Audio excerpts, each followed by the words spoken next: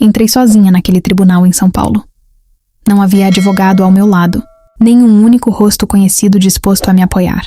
Do outro lado da sala, meu marido, Rafael, estava cercado pela família inteira. Assim que me viu atravessar a porta, abriu um sorriso de deboche. Seu irmão riu alto antes mesmo de eu me sentar. Ela nem conseguiu contratar um advogado. Isso vai acabar em 5 minutos. As risadas se espalharam pelo salão, enquanto eu permanecia em silêncio. Durante 7 anos, eles confundiram meu silêncio com fraqueza. Naquela manhã, fariam o mesmo erro pela última vez. Quando o juiz entrou, todos se levantaram. O ambiente ficou completamente silencioso. Ele analisou alguns documentos, ergueu os olhos e, inesperadamente, encarou o advogado do meu marido. Então perguntou, em voz calma, o senhor realmente não faz ideia de quem ela é? O sorriso de Rafael desapareceu imediatamente. Seu advogado hesitou por alguns segundos. Antes que alguém dissesse qualquer coisa, o juiz pediu o início da audiência. Foi naquele instante que percebi que o destino daquela família já estava decidido. Meu nome é Helena Carvalho. Tenho 33 anos. Durante anos, Rafael acreditou que eu trabalhava apenas como assistente administrativa para uma pequena empresa de auditoria. Ele dizia que meu salário mal pagava minhas próprias despesas. Nunca imaginou que aquela mentira existia porque meu verdadeiro trabalho exigia absoluto sigilo. Quanto menos pessoas soubessem quem eu realmente era, mais protegidas permaneciam as investigações das quais eu participava. 4 noites antes daquela audiência, eu ainda acreditava que nosso casamento podia ser salvo. Era nosso 7º aniversário. Voltei para casa carregando um presente que ele desejava havia meses. Entrei sorrindo, imaginando um jantar tranquilo. Em vez disso, encontrei 6 caixas com minhas roupas espalhadas pela sala. Sobre a mesa havia um envelope grosso. Dentro dele estavam os papéis do divórcio. Rafael me esperava sentado, completamente tranquilo, como alguém que já tinha vencido antes mesmo da disputa começar. Ele olhou para mim e disse que eu não fazia mais parte da vida dele. Disse que precisava de uma mulher elegante, influente e ambiciosa, não de alguém comum como eu. Depois afirmou que eu sairia daquele casamento sem dinheiro, sem apartamento e sem qualquer direito. Eu apenas escutei. Não chorei, não discuti. Apenas aceitei cada palavra, porque naquele exato momento percebi algo que ele jamais imaginaria. Enquanto Rafael comemorava sua suposta vitória, eu já tinha visto um detalhe escondido nos documentos de divórcio. Um detalhe pequeno, quase invisível, capaz de destruir tudo o que ele acreditava controlar. Mas eu precisava esperar o momento certo para usá-lo. Rafael interpretou meu silêncio como derrota. Enquanto fechava a pasta do divórcio, caminhou lentamente pela sala e apontou para as caixas com minhas roupas. Disse que eu deveria sair antes da meia-noite porque Briana, a mulher com quem mantinha um relacionamento havia quase 1 ano, chegaria naquela mesma noite. Cada palavra parecia cuidadosamente escolhida para me humilhar. Mesmo assim, mantive a expressão calma. Eu precisava que ele acreditasse que seu plano estava funcionando perfeitamente. Poucos minutos depois, a campainha tocou. Quando Rafael abriu a porta, Briana entrou usando um vestido elegante e um sorriso de vitória. Ela me cumprimentou como se eu fosse uma desconhecida ocupando um lugar que já não me pertencia. Em seguida, colocou uma taça de vinho sobre a mesa e disse que eu deveria aceitar a realidade, porque pessoas simples nunca conseguiam vencer homens importantes. Rafael riu, concordando com cada frase. Nenhum dos dois fazia ideia de que eu já conhecia seu histórico profissional, muito antes daquele encontro. Enquanto eles comemoravam, pedi apenas alguns minutos para recolher meus objetos pessoais. Rafael aceitou, convencido de que eu procurava lembranças do casamento. Na verdade, eu procurava outra coisa. Abri discretamente a gaveta do escritório onde ele costumava guardar documentos financeiros. A maioria das pastas havia desaparecido, mas um recibo permanecera esquecido atrás de um porta-retratos. Bastou uma rápida leitura para perceber que aquele papel confirmava exatamente a movimentação que eu investigava havia meses. Guardei a informação apenas na memória. Não fotografei o documento. Não toquei nele novamente. Se Rafael percebesse qualquer mudança, destruiria todas as outras provas antes do tempo. Fechei a gaveta exatamente como estava, peguei minha mala e caminhei até a porta. Antes que eu saísse, Rafael entregou um envelope menor. Disse que continha o acordo definitivo e que, se eu assinasse rapidamente, evitaria uma longa batalha judicial. Sorri pela primeira vez naquela noite. Não porque tivesse desistido, mas porque finalmente compreendi por que ele estava tão desesperado para conseguir minha assinatura. Ao deixar o apartamento, entrei no elevador sem olhar para trás. Assim que as portas se fecharam, retirei do bolso um pequeno cartão metálico que escondi durante 7 anos. Bastava uma ligação para transformar aquele divórcio em uma investigação capaz de colocar Rafael diante da pior verdade de sua vida. Assim que saí do prédio, a chuva começou a cair sobre São Paulo. Entrei no carro, respirei fundo e fiz a única ligação que vinha adiando havia 7 anos. A chamada foi atendida antes do segundo toque. Diretora Helena, aconteceu alguma coisa? Olhei pelo retrovisor para o edifício onde Rafael acreditava ter acabado comigo. Iniciei o protocolo completo. O alvo é Rafael Almeida.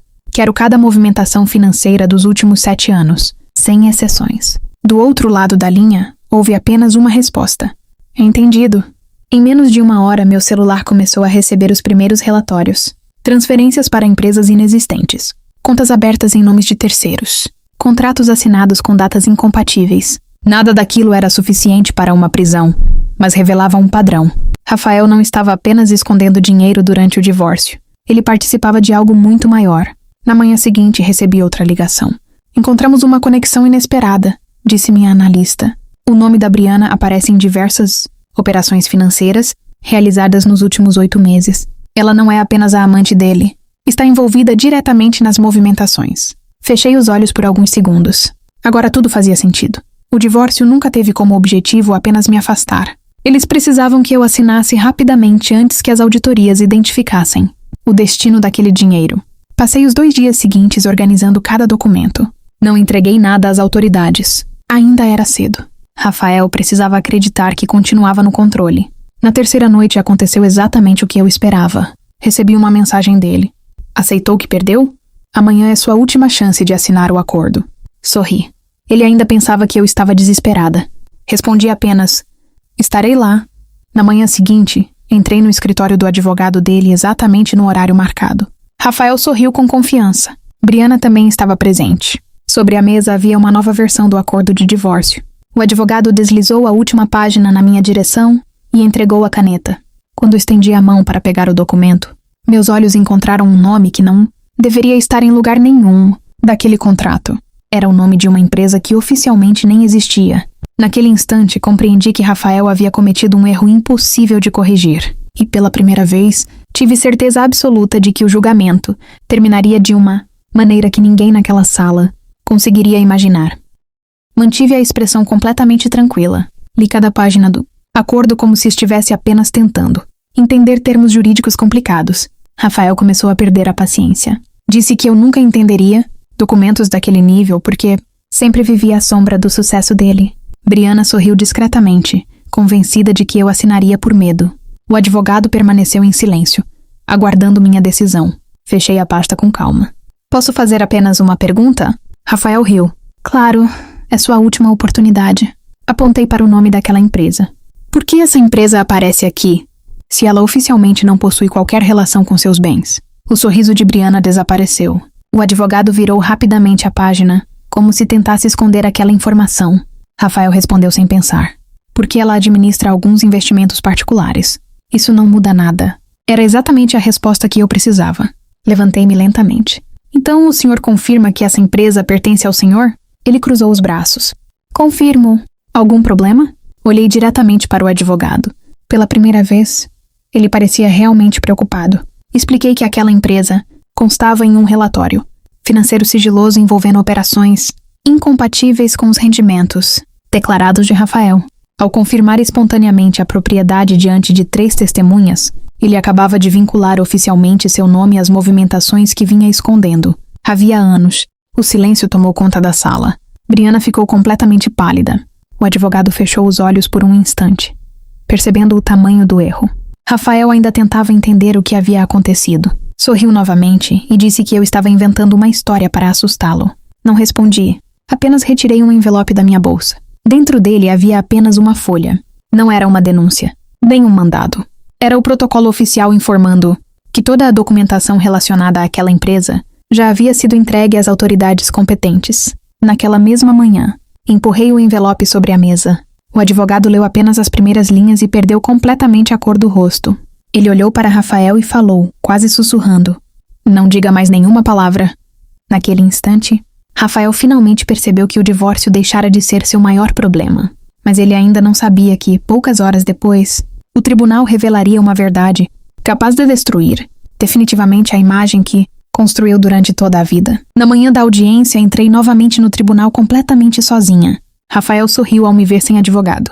Sua família ocupava as primeiras fileiras, convencida de que assistiria ao meu fracasso. Assim que o juiz iniciou a sessão, o advogado de Rafael tentou acelerar o acordo. Antes que pudesse continuar, o juiz levantou uma pasta diferente das demais. Olhou diretamente para o advogado e perguntou calmamente: "O senhor realmente não reconhece quem ela é?" O silêncio foi imediato. O juiz então pronunciou meu nome completo e explicou que, por determinação judicial, minha verdadeira função profissional precisava ser registrada nos autos. Pela primeira vez, Rafael ouviu a verdade. Durante 7 anos, eu não havia sido uma simples assistente administrativa. Eu era diretora da principal equipe, privada de auditoria, forense que colaborava oficialmente em investigações financeiras de grande porte no Brasil. Foi por isso que minha identidade profissional permaneceu protegida durante todo o casamento. O juiz autorizou a entrada de 2 investigadores que entregaram novos documentos ao tribunal. As provas confirmavam empresas de fachada, contas ocultas e transferências, ilegais diretamente ligadas às declarações feitas por Rafael dias antes. A confirmação que ele havia dado no escritório do advogado completava exatamente a ligação que faltava. O advogado fechou sua pasta sem dizer uma única palavra. Rafael tentou negar tudo, mas cada resposta apenas reforçava as provas já existentes. Pela primeira vez desde que o conheci, vi medo em seus olhos.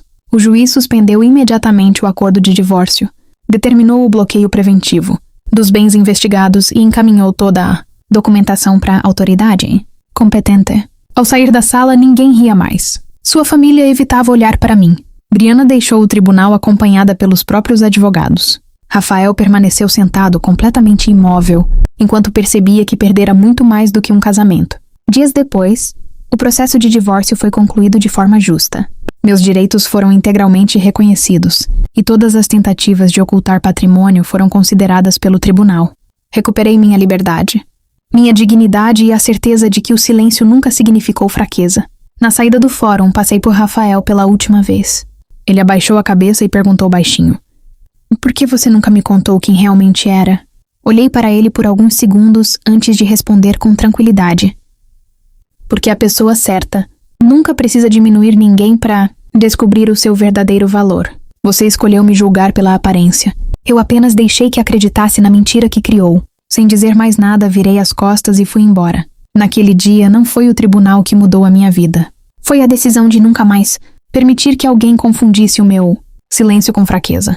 Se você gostou da nossa história, curta, comente, compartilhe e inscreva-se.